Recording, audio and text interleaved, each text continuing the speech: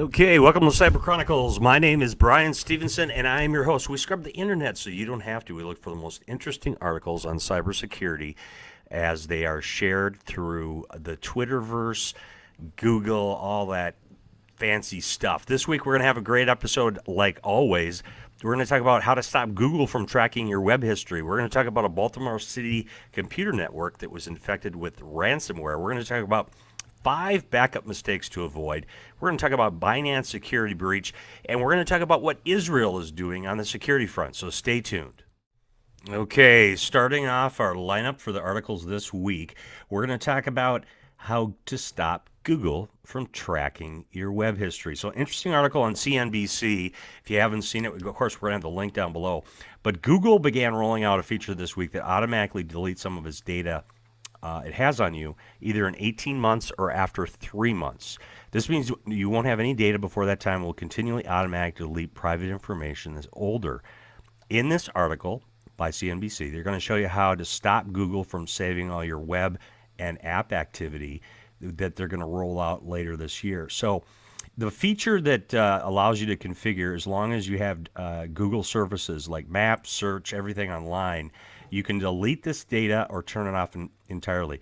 Now, you may not want to delete it because it will speed up your performance when you go to these Google apps because it's basically caching your information. But if you do want to, you can delete it manually immediately and not have it kept for 3 months or 18 months. And so, interesting article. If you're into privacy or you do not want Google to track your information, read that article. So let's move on to the next one. Okay, ransomware. It's everywhere. It's everywhere. Ransomware. Baltimore City Hall computer network was attacked by ransomware. And they issued a statement. I'll read it here real quick. Baltimore core essential services, police, fire, EMS, and 311 are still operational, but it's determined that the computer network has been infected by ransomware. You know what that means? Somebody clicked on something that they shouldn't. City officials were working diligently to determine the source and the extent of the infection, but at this time they have no evidence that personal information is left, but they, erred on the cautious side and let people know that they have been infected with ransomware. So ransomware continues to hit a lot of companies, a lot of small organizations. Small companies always believe that they're never going to get hit, and they do.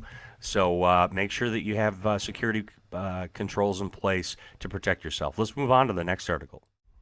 Okay, our next article is We Live Security.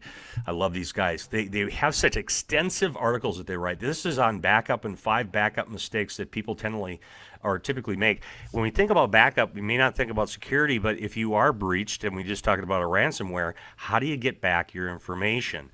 How do you restore without having to pay people? So they go through a lot of the different individual backup scenarios, full back, incremental, differential, and what to do. But the 5 common mistakes while doing a backup: number 1, not doing a backup. Yeah, and people that don't do a backup, eventually they have a hard drive that fails or get compromised, and they say, I'll never have that happen again.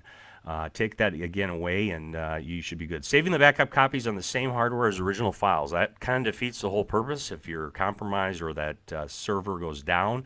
A lot of people back up their, for example, their websites to their hosting provider, same server. Not good idea. You can usually back it up to like a Google OneDrive or just save it on your own personal PC.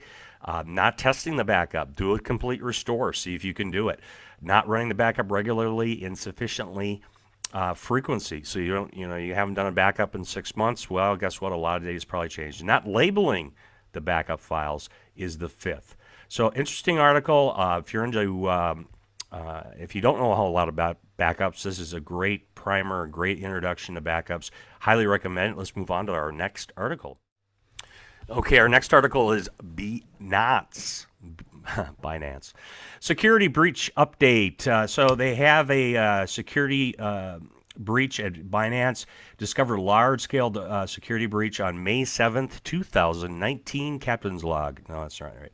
Hackers were able to obtain a large number of users' API keys, two-factor authentication keys, or they say 2FA keys if you don't know what that means, and potentially other information. Used a variety of techniques, including phishing, viruses, and other attacks. Phishing, remember? Don't click on stuff you don't know.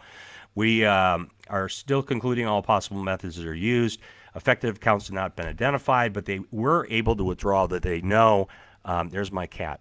Hi, cat. I just spilled my energy drink. Come on, cat. We're able to draw 7,000 bitcoins in one transaction, so that's got to be painful for whoever had that amount of bitcoins, because they are worth a lot of money. So anyway, let's if you're interested, that you've got a press release on this, we'll have the link down below. But Binance did get breached, so read that article and let's move on. Okay, our most popular article shared last week is by our friends over at the Hacker News. These guys just put content out that's just incredible every week. The Israeli neutralizes a cyber attack by blowing up their building. So of the hackers that were attacking them, that's one way to deter people from attacking you. The Israeli Defense Force, or commonly referred to as IDF, claims to have neutralized an attempt on a cyber attack by launching airstrikes where the attack was originated. The video shown, tweeted by IDF, the building on the Gaza Strip where Israeli fighter drones have now destroyed, was reportedly the headquarters of the Palestinian Hamas military intelligence, where a cyber unit of hackers was allegedly trying to penetrate Israelis' cyberspace. That is probably going to have a hard time recruiting for that. If you're into cybersecurity, you don't, anyway. That was our most popular article of the week that was shared across the internet. As always, thank you so much for listening to our podcast. And if you have not done so before, please hit the subscribe button. We really appreciate all the subscribers. The amount of subscribers that we're getting is just we're just really blessed to have that. So this week is done. And as always, take care and be safe.